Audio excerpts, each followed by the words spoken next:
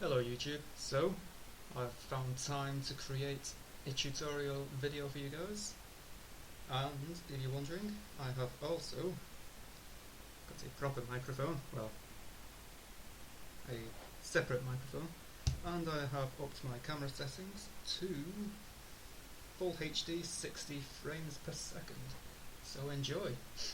So, to play the game, you will need a landscape, which is basically this here, is basically your playmat. You will need, of course, your deck of 50 cards plus one core, and that's pretty much it. You'll also probably need some dice as well. So once you've decided who goes first, your core card simply goes where the core space is. It's pretty self-explanatory. And don't forget, if you watch my previous videos about card types, the core represents the player. So that there is your total health points. So I don't think I can get a decent angle, so I'm going to have to try and do this all by hand. So that starts before any cards are drawn. Okay, so let's say for example I won the draw, so I'll go first. I'll draw 5 cards. Now, I'm not playing against anyone here, so I'm just going to, for the sake of ease of video, I'm just going to put these cards down like this, but you would obviously hide them from your opponent. So 1, 2, 3, 4, 5. So we've got 5 cards there, so that's a pretty good opening hand. We've got 2 cheap creatures to play, 2 terrain cards and a weapon. So I decided to keep that hand. I'm still unsure on what to do regarding mulligans, so if you've got any ideas, because we're only drawing 5 cards, and please let me know in the comments. So we're going to keep that hand. Judging that the opponent has decided to keep their hand, the game shall commence. So, the very first thing you want to do at the beginning of your turn is basically to generate your elements from your terrain cards and your core, because don't forget a core generates elements just like a terrain card. Yeah, self-explanatory. So this is a white core as with this little icon here. So that will basically mean this core will generate a white core, a white element. So you can use I don't know, like little glass beads or whatever. If you can remember which ones or how many you're using, then just use your psychological memory. So we're just going to pretend we're putting a yellow element on this thing here. Now if you've got any cards with in bold that says start, that basically means at the start of your turn do whatever it says. So in this example here, this card says, if it will focus, come on, focus, no, maybe not, stupid phone. It basically has got start in bold and it's got generate 1 white or blue element. So it is a special terrain card, and I'll come across that later. So any cards that have got start in them, they will trigger, and then that is the beginning of your turn, the first phase complete. Now the second phase is your main phase. So you will get to play any cards you have in your hand, judging you've got the correct requirements. So every turn you can play 1 terrain card down. So we could choose to play another meadow or the isolated village, which is the special terrain card. So obviously we're going to play this because this will offer us a white or blue element. That's what the split one means, so that's an uncommon. So for turn we're going to play a terrain card. Now a terrain card has to be placed adjacent to a current core or terrain card, so it can't just start off way over here, it has to start close down here, because there is many reasons, but I'm going to leave it for now just to keep it simple. So we played our terrain card. Now that will only generate an element at the beginning of our next turn. So we've got 1 white element on here, so on the card cost here it basically says we need 1 white element to play. So we can choose to play one of these 2 cards. Now that's more of a defensive card because of its 6th ability. So I think we're going to play the Foot Soldier, just to try and get some early damage in. this deck is based on buffing up weaker creatures, weaker units, so and attacking with beefed up units. So we're going to play this foot soldier. So we're going to pretend we're taking the element of that, and we're going to play foot soldier. Now units have to occupy terrain cards, so they can't just be plonked anywhere. They have to go on top of a terrain or a core card. So if we played the meadow earlier, obviously these meadows will generate a white element, and it also gives white units a buff. A special terrain card doesn't, because it offers us the ability to generate one of two colours, so it won't give a unit a buff. So this can go on any of these two cards, so I'm just going to put it on that one for now. Now a unit can't attack on the first turn it's out. We've got no more elements to use, so that'll take us to the third phase. Well, the third phase is the battle phase, but we can't fight with anything. So then we will go to our fourth phase, which is the end phase. And basically, if anything has got, like how that's got start, if anything's got end, which means at the end of your turn to do what it says, then that will trigger. And then after that, that's the end of your turn, and then your opponent gets their turn. So we're going to pretend that the enemy does whatever they want. Now, so our turn comes back round. So now we get to generate, the start of our turn, we get to generate a white or blue, pardon me, and the white element. So we're going to pretend we put a white one on that, and now we now have to choose what cost. So I'm going to choose a blue element for this. So we just pretend we put a blue thing on there. Draw a card, and I forgot to draw a card last turn, so yeah, remember to draw a card because there's no backseas. So now we've got another white terrain. So we've got a choice of two white terrain cards to play now. And if you've noticed, there are two different names, steps and a meadow. One gives us an attack boost and one gives us a health boost. So because we're trying to be as aggressive as possible, I think it's best to play the steps. So we're going to play the steps.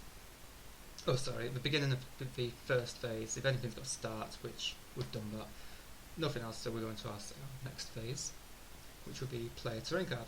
So as mentioned earlier, we can either play a terrain card there or here, and this is where it starts getting a little bit more tactical. Now I'm going to play a terrain card next to this one, because units can move adjacently. They can't go from like here to way over here, but they can move to an adjacent terrain at the cost of not attacking for this turn. So if we wanted to, we could move a foot soldier onto this terrain or this core. It'd be much more beneficial to move him onto the steps, because he gets an attack boost then. Or we can leave him on this one and let him attack this turn. So what else we can do is, that generated a blue element, that generated a white element. So if we look in our hand, the weapon here requires a blue and a white. So we're going to take the blue off this one, the white off this one, and play the hero blade. Now weapons can only be equipped onto a unit. It's pretty self-explanatory. You can't just plonk it anywhere on the field. So it has to go on top of a unit. So as you can see, we're starting to generate a stack of cards. You can only have 4 cards high in a stack, and you can't have more than 1 card type in a stack. So you can't have, for example, 2 units and 2 weapons. It has to be 1 terrain, 1 unit, 1 weapon, and then 1 relic, which hopefully we will see one of soon. So we've equipped this unit with a sword, which gives it plus 200 attack. So it's now 400 attack, 200 HP. What else? So we've got no more elements to use, because don't forget this turn this one didn't generate. We've used these 2 to play for the sword. So now we can go into battle. Or we could move this unit over here, which, yeah, that's up to you. So I'm going to go into battle. So this unit is now 400, 200, 400 attack, 200 HP, and we're just going to say, right, we're going to attack with this one. Now the defender gets to choose whether they're going to defend with anything. So in this example, a very quick example, I'm going to pretend that they're not defending with anything, but if they did, they would just point out which one they wanted to defend with. I will create a better video regarding battles later on. This is just, I'm trying to just make this video as quickly and as easily understandable as possible. So, oh, I've not got a die. So, this is attacking, okay? So, we need to roll a die to see what outcome this is. So, where I'm trying to be a little bit realistic here, units can miss if they wanted to. neither wants to, just purely based on luck. Or if you get a higher number, then it will usually, it's what we call overreact, which is a much better result than missing. So we're going to pretend we're going to roll a die here. I've not got one. They're all downstairs, so I'm just going to pretend we roll, and let's say, as a prime example, we roll a 6, okay? So a number 6 says, hit, this unit gains 100 attack. So it's 200 base attack, plus 200 attack of the sword, and plus 100 for its overreact, so it's 500 attack on turn 3. So the defender is not going to defend with anything, so that's 500 damage straight through to the opponent core, which will come off the opponent's health. Now 20,000 might look like a lot, but this is the core of light. It is supposed to be one of the good cores in the games, and it does have a lot of health. All the other cores, it'd be, like I said in a previous video, it's going to be a very long time till we see another core with this much health. So I don't want to give away any other cards at the moment, but we're not going to reach this 20,000 value, so we're going to take 500 HP off the opponent core. Now that's a permanent 500 HP unless that health gets recovered, so the opponent needs to basically use like a phone calculator or a piece of paper or something like that, and just basically take their health off the core and reduce it by 500. And then the aim of the game is basically to get the opponent's core down to 0. One thing I didn't mention earlier is the core's charging ability. So it's whenever a unit is put into play, you can charge this core. All different cores will have different abilities, so really this should have one charge on the core. We can't use it yet because that number there says number 5. Basically we need 5 charges to do what it says there, which is recover 500 HP. So we've charged it once, but we can't use that. So at the end of the battle, the end phase, we've got nothing what triggers at the end phase, so it'll go over to the opponent's turn. So the opponent has their turn and then it comes back to us. So I'm going to do one more turn because this video is getting quite long. So generate generate elements. So we generate a white one. We can choose, so I'm going to choose a white, and this will also generate a white. So we've got 3 elements here. Nothing else what we need to do on the start phase apart from drawing a card. So we draw a card, and we've got a noble knight. Now that requires 4 white elements to get into play, so we can't play that just yet this turn. So now we're going to play the meadow, and we're going to put it next to this one, because if we start moving units around, we can switch them between attack and health boosts. So that's not going to generate. These 3 have generated, all whites. The only thing we can play is this shield guard. So we're going to take 1 white element off one of these, it doesn't matter which, and we're going to place it on the steps. So that's much more of a defensive counter. So you can see it's 200 attack, 300 health, but because of the terrain boost, it will also gain an extra 100 attack, so it's actually 300, 300. And that is still 400, 200. Going into battle, so we can't attack with this one because it just came into play.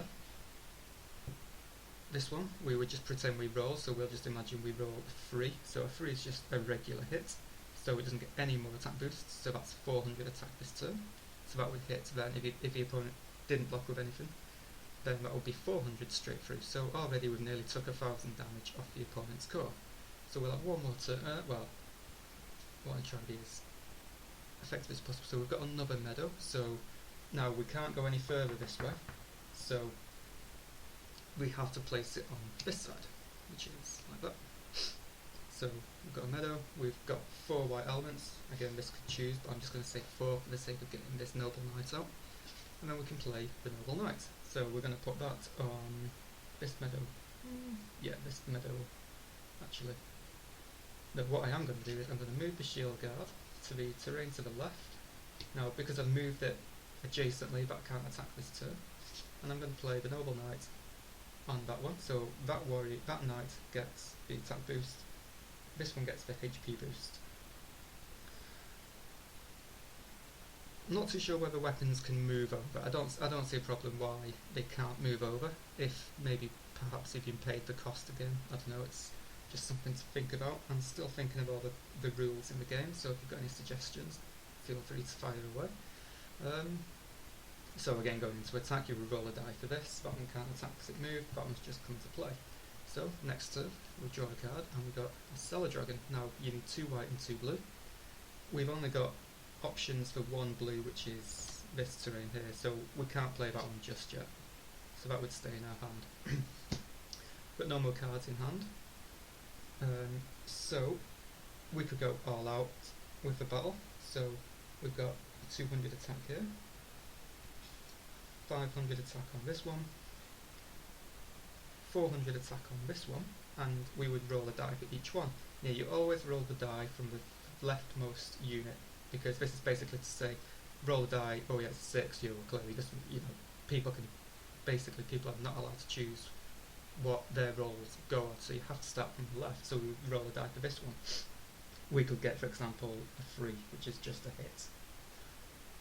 Let's say we're lucky enough to gain a 6 on this, which is a overreact, so a 6 says hit, all your attacking warriors gain plus 100 attack this turn.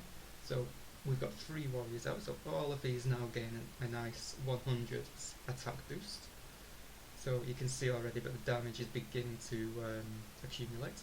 And then we'd roll for this one. If you're lucky enough to get another 6, this would gain this would basically be 600 attack, and you can really see where this damage is starting to rack up. And of course the opponent would have to start defending with their units now. We're going to have one more turn because we're already nearly at 20 minutes long, so hopefully if we get a blue we can get this rare out. So we've not got any more terrains to play. This one costs even more to get out, so we can't play either of these. Yeah, I've kind of rushed into it, but yeah, these would all have generated an element. And again, we would just attack with these.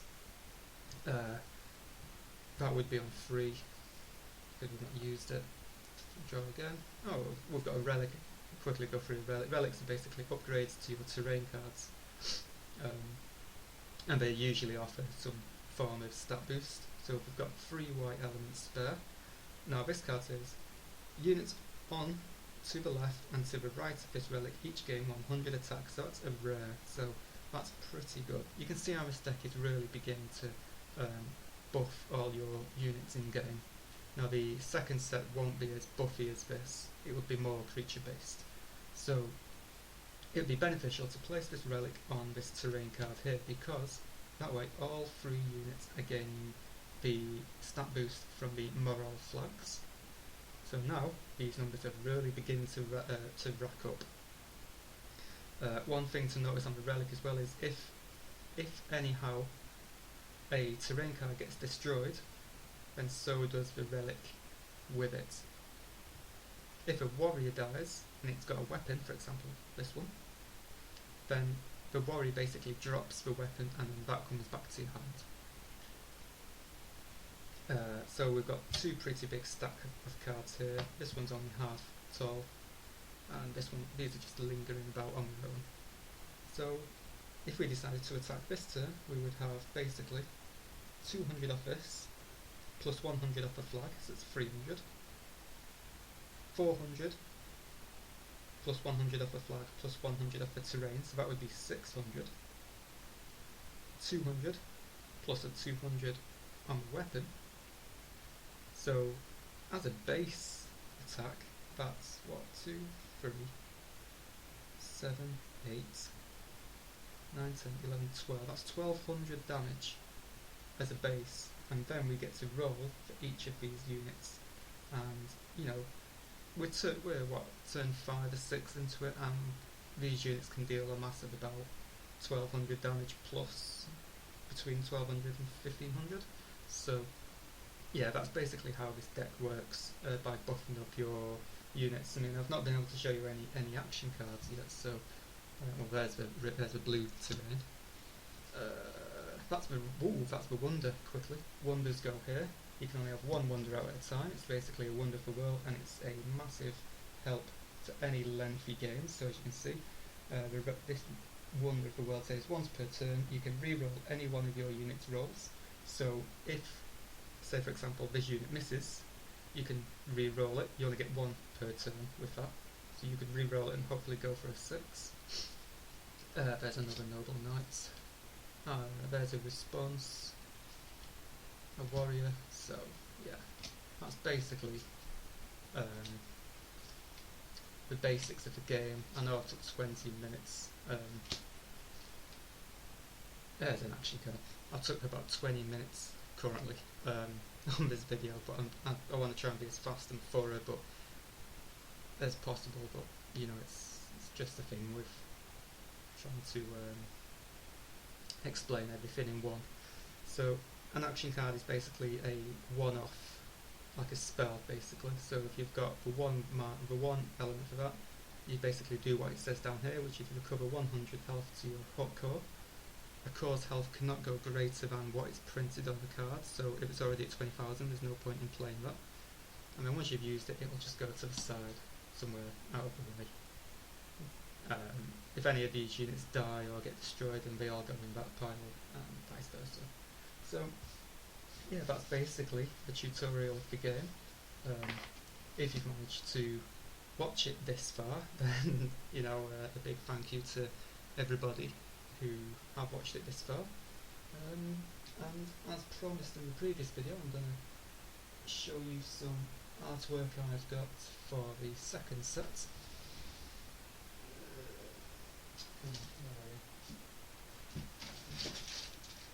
Oh, if I can find it. Oh no. Ah, there we go. So, as a little bonus for watching this far in the game, there's some sneaky artwork for the second set. Ooh, what could they be? Anyways, thank you for watching. Please comment with any positive or negative criticism. It is all greatly appreciated. Thank you for watching again, and I will see you in the next video.